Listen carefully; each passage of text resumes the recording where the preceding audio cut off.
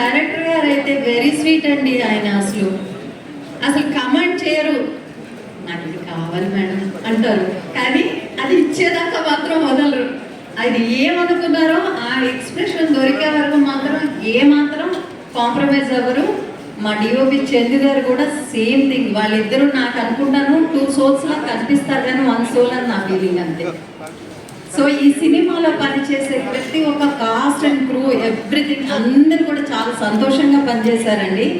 అదే ఫస్ట్ మెట్టు cinema success అవ్వడానికి అని. అది నాకు చాలా చాలా సంతోషమైన విషయం. ఇంకా నా పాత్రకు వచ్చేసరికల్లా ఏంటి అంటే, మొహమే గుర్తుపట్టలేని అల్లుడిని ఇంటికి తీసుకొస్తాను కూతురు అంటే పడే తల్లి బాధ ఎలా ఉంటుందో మీరు అర్థం చేసుకోండి. ఆ పెయిన్ ఈ సినిమా అంతా నేను భరించాను. అది మీరు సినిమా చూసాక మీకే అర్థమవుతుంది, ఇంతకన్నా నేను చెప్పకూడదు. థ్యాంక్ యూ సో మచ్ ఈ ఆపర్చునిటీ ఇచ్చినందుకు. అలాగే మా డైరెక్షన్ టీమ్, తర్వాత ఇందులో పనిచేసిన కాస్ట్ అండ్ క్రూ, మా ఎడ్వర్డ్ గారు అందరితో చిరునవ్వులు, తిట్టినా కొట్టినా నవ్వుతూ పలకరిస్తారు ఆయన. సో ఇందులో పనిచేసే డైరెక్షన్ డిపార్ట్మెంట్ కానీ ఆల్ క్రూ మెంబర్స్ అండ్ ఆర్టిస్టులకి అందరికీ కూడా మీరు సపోర్ట్ చేసి ఈ సినిమాని ఈ ప్రొడ్యూసర్స్కి మంచి సక్సెస్గా నిలిపి మరొక మంచి సినిమా చేయడానికి అవకాశం కల్పించాలని మనస్ఫూర్తిగా కోరుకుంటూ థ్యాంక్ యూ సో మచ్.